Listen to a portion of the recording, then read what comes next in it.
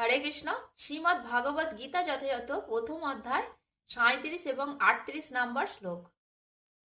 যত পেতে না পশ্যন্তি লোভ উপহত চেতস কুলক্ষয় কীতম দোষম মিত্র দোহে চ পাতকম কথম ন ঘেয়ামস্যাভি পাপাদোষাম নিবর্তিতম কুলক্ষয় কীতম দোষম প্রপশ্যদ্ভি জনার্দন। গীতার গান।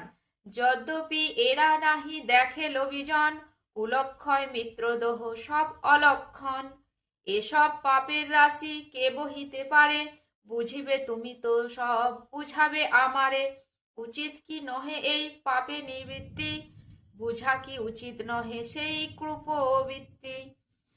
কুলক্ষয়ে যেই দোষ জানো জনার্দন, অতএব এই যুদ্ধ কর নিবারণ। অনুবাদ। হে জনার্দন, যদিও এরা রাজ্যলোভে অভিভূত হয়ে কুলক্ষয়জনিত দোষ ও মিত্রদোহ নিমিত্ত পাপ লক্ষ্য করছে না, কিন্তু আমরা কুলক্ষয়জনিত দোষ লক্ষ্য করেও এই পাপকর্মে কেন প্রবৃত্ত হব? তাৎপর্য: যুদ্ধে ও পাশা খেলায় আহ্বান করা হলে কোনো ক্ষত্রিয় বিরোধী পক্ষের সেই আহ্বান প্রত্যাখ্যান করতে পারেন না।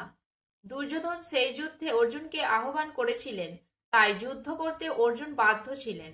কিন্তু এই অবস্থায় অর্জুন বিবেচনা করে দেখলেন যে তার বিরুদ্ধ পক্ষের সকলেই এই যুদ্ধে পরিণতি সম্বন্ধে একেবারে অন্ধ হতে পারে, কিন্তু তা বলে তিনি এই যুদ্ধের অমঙ্গলজনক পরিণতি উপলব্ধি করতে পারার পর সেই যুদ্ধের আমন্ত্রণ গ্রহণ করতে পারবেন না। এইসব কথা সুনিশ্চিতভাবে বিবেচনা করে অর্জুন এই যুদ্ধ থেকে নিরস্ত থাকতে মনস্থির করেছিলেন। এই ধরনের আমন্ত্রণের বাধ্যবাধকতা তখনই থাকে যখন তার পরিণতি মঙ্গলজনক হয়, নতুবা এর কোনো বাধ্যবাধকতা নেই। এই সব কথা সুনিশ্চিতভাবে বিবেচনা করে অর্জুন এই যুদ্ধ থেকে নিরস্ত থাকতে মনস্থির করেছিলেন। হরে কৃষ্ণ।